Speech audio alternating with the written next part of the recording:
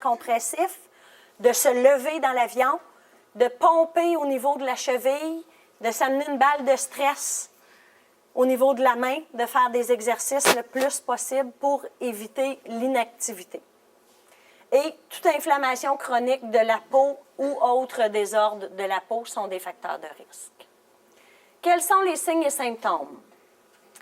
La patiente va rapporter vêtements, bijoux serrés, des marques au bras, des marques au niveau des bas, sensation de lourdeur, pesanteur, serrement.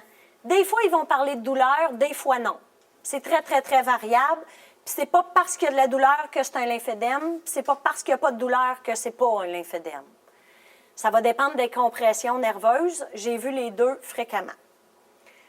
Et souvent, on va observer de l'enflure. Gardez les jointures, puis une autre façon facile, faites plier les coudes. Quand le bras est enflé au niveau du coude, on le voit tout de suite quand on fait plier les deux coudes. Et c'est important de dire à la patiente, mesurez-vous. Prenez-vous un grain de beauté, mesurez à chaque semaine. Parce que commencer à dire, prends 10 cm en bas du coude, ils ne le feront pas. Fait que tout le monde a un grain de beauté quelque part sur le bras, on mesure une fois par semaine. Le dépistage, pour vous, qu'est-ce qui est facile de faire? On demande à la patiente, est-ce que vous avez eu de l'enflure au bras ou à la jambe? Est-ce que ça disparaît la nuit? Vous élevez la jambe, ça disparaît. Ça peut nous donner un signe que c'est un stade 0 ou 1 du lymphédème. Parce que dans les stades bas, ça peut disparaître. Mais c'est le temps de l'entreprendre tout de suite. Puis que les gens soient conscientisés que c'est ça qu'ils ont. Avez-vous ressenti une lourdeur dans la dernière année au niveau du bras?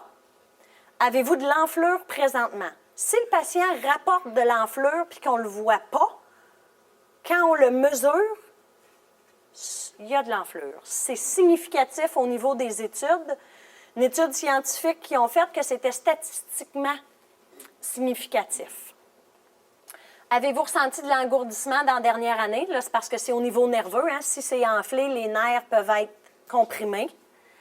Le test du godet, tout le monde, tous les infirmières connaissent ça. Je vous dirais que dans les stades très, très bas et très, très avancés du lymphédème, ça se peut qu'il n'y en ait pas. Le godet peut être négatif. Fait que c'est pas parce qu'il n'y a pas de godet que c'est pas un lymphédème. Et le signe de steamer, on vient prendre une pince au niveau de la peau. Chez nous, on est capable de pincer, on voit notre peau. Chez le patient avec un lymphédème, ça donne comme ça. On n'a pas juste la peau, on a tout l'édème qui est en dessous. Qu'est-ce qu'on fait comme traitement? 2 phases. Première phase, c'est une phase qu'on dit intensive. C'est pour les patientes qui arrivent avec des moyens ou gros bras. Si le bras est gros puis que je leur dis « Allez vous acheter un vêtement compressif », puis que je commence à traiter, puis que le bras diminue de 25 %, va être trop grand. On gaspille de l'argent. Première phase, on va drainer, on va appliquer des bandages jusqu'à ce que le bras rapetisse assez. Après ça, on va faire prendre les mesures pour le vêtement compressif, puis là, il y a un suivi. Le suivi peut être fréquent, comme peut être très espacé. Là, entre en ligne de compte la prise en charge, l'auto-prise en charge du patient. Est-ce que la patiente veut se drainer, s'auto-drainer? Est-ce qu'elle fait ses exercices? Est-ce qu'elle porte son vêtement compressif? Si la réponse est non, il va falloir qu'elle vienne me voir plus souvent. Si la réponse est oui, je les laisse repartir avec ça, puis ils prennent soin eux autres mêmes du bras. Fait que souvent, les patientes qui disent que ça coûte très cher, c'est celles qui ne font pas grand-chose pour s'aider. OK? Et il y en a quand même une bonne partie. En physio, la thérapie combinée de décongestion. Drainage lymphatique, bandage compressif ou vêtements compressifs, soins de peau, exercice. Drainage lymphatique, comme je disais tantôt, c'est une technique de massage. C'est lent, c'est doux. On commence proximal. Je fais toujours le cou parce que comme on a 600 ganglions à peu près lymphatiques dans le corps, il y en a à peu près 200 au niveau du cou. Parce que c'est toutes les entrées, le nez, la bouche, les oreilles. Tous les virus, les bactéries peuvent entrer par là, donc il faut s'attaquer rapidement à tout ça. Même chose au niveau de l'aine, du petit bassin, on en a beaucoup. pour tout ce qui est vaginal, anal, pour venir contrer au niveau des virus, des bactéries aussi. C'est doux, c'est lent, ça fait du bien aux patients, ils relaxent. J'en ai qui ne parlent pas, qui dorment, j'en ai qui me placotent ça tout le long. Ça dépend de chacun, chacune. Elles sont capables d'apprendre les techniques. Je leur démontre, même s'il n'est pas fait parfaitement, au moins il y a quelque chose de fait puis il y a une prise en charge. Donc ça, c'est la première partie. Je fais toujours une évaluation avant. Toute l'évaluation, le bilan articulaire, le bilan sensitif, pour m'assurer qu'il n'y a pas autre chose en dessous de ça non plus. Les indications, parce qu'on ne traite pas seulement le lymphédème, on peut traiter plein d'affaires avec le drainage lymphatique. On peut traiter suite à des chirurgies, que ce soit orthopédiques ou des prothèses ou peu importe, des grands brûlés ou des brûlés, des plaies qui guérissent mal, des cas d'insuffisance veineuse. Je vous dirais que j'en fais, mais ce n'est pas ma clientèle primaire parce que je ne pourrais pas faire d'onco si je faisais juste de l'insuffisance veineuse. Ce serait assez astronomique comme clientèle. Et on traite aussi au niveau de la douleur avec le lymphédème. Contre-indication, insuffisance cardiaque, infection en cours et thrombose récente. C'est les 3 contre-indications absolues. On a des précautions à prendre. Avec ça, c'est moi qui va plus diriger mon drainage en fonction de ça. C'est sûr que si la patiente est couchée pendant 1 heure et qu'elle fait de l'hypotension, bien, ça va être à moi de faire attention quand je vais en relever pour être sûr de ne pas y casser un bras en tombant en bas de ma table. Au niveau des bandages compressifs, c'est intense, les bandages compressifs. C'est pas le fun, les bandages compressifs. Les patients, ça, c'est une jambe, sont comprimés 24 heures sur 24. Et ça peut aller jusqu'à 1 mois ou plus. Je vous dirais qu'avec mon expérience, le plus de résultats que j'obtiens, c'est les 2 premières semaines. Là, ça va être astronomique. Les patients viennent, ne sont pas convaincus. La première fois que j'enlève les bandages, ils sont là. Wow! C'est magique. C'est pas magique, c'est juste qu'on comprime. On maintient ce qu'on a gagné. J'en ai apporté. On a les petits gaz blancs qu'on va venir mettre soit aux orteils ou aux doigts. Ce n'est pas des gaz d'hôpital, vous allez voir la différence. On a ce qu'on appelle des bandages à courte élasticité. On peut mettre des bandages à longue élasticité. Avant de bandager, je les recouvre de foam au complet, tout le bras. En fait, on commence par mettre stockinette, petit gaz blanc au doigt, foam, bandage multicouche. Fait que je peux en utiliser 4 à peu près pour un bras, 5, 6, ça dépend. Là, j'ai différentes largeurs pour le membre inférieur. Je vais vous les faire circuler. Si vous voulez toucher, tiens, on va faire des petits tocs, comme ça. Tiens, je vais vous mettre le long, comme ça ici. Ça ici, c'est à peu près à ça que ça ressemble au niveau des bandages compressifs. Il y a des zones qu'on ne peut pas atteindre. On les traite avec du kinésiotape. C'est un tape qu'on peut venir coller. Ça continue de faire bouger la peau. Fait que dans des cas de plaie, souvent, on va pouvoir se rendre assez proche pour venir favoriser le drainage lymphatique. Ça ressemble à ça une fois fini pour le bras.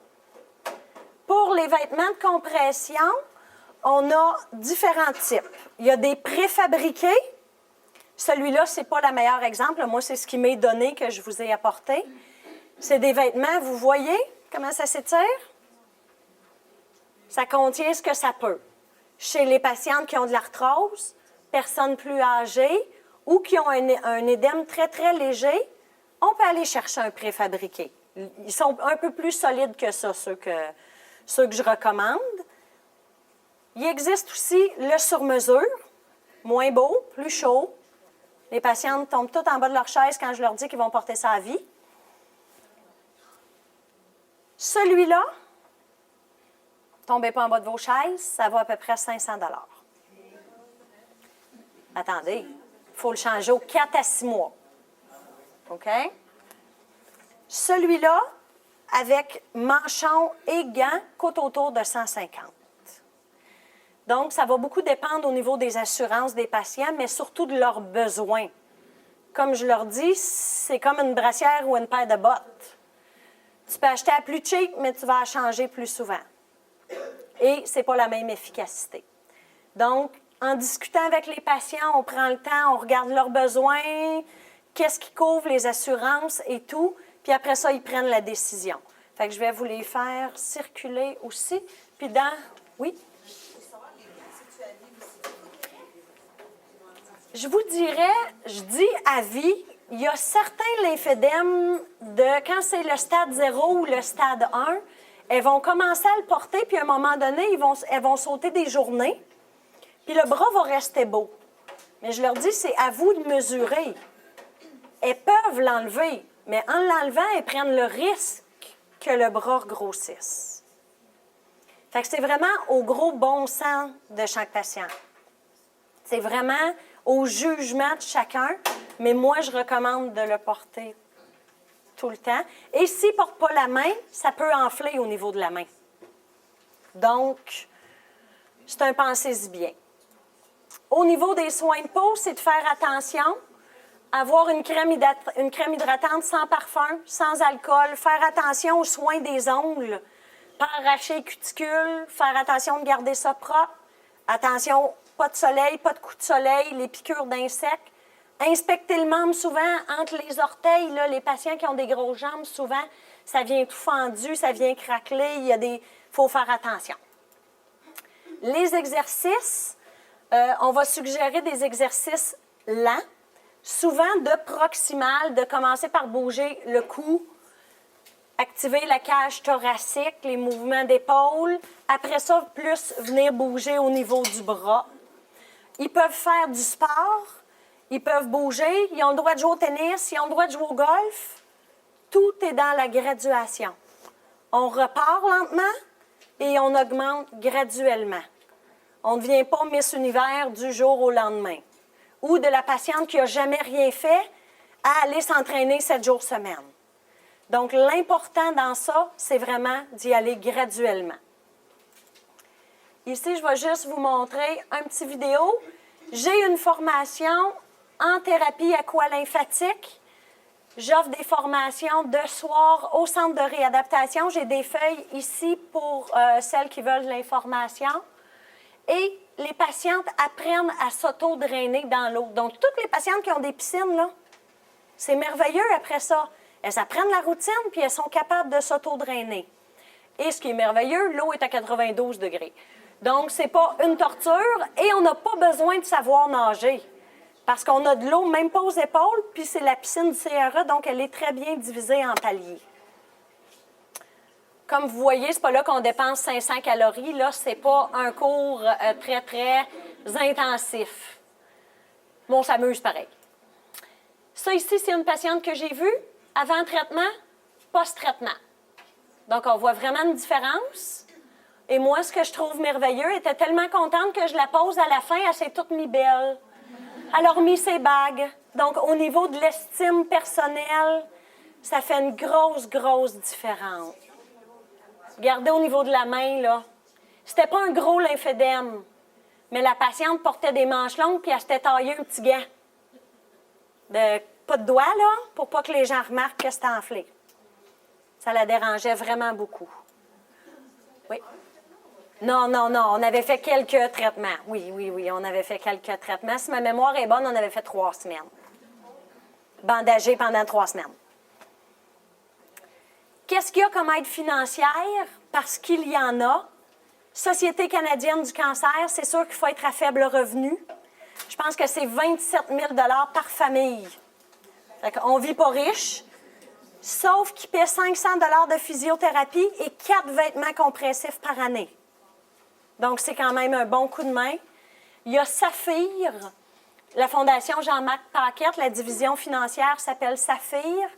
Eux, il faut qu'il y ait un professionnel de la santé qui fasse une demande, puis ils vont payer les traitements de physio.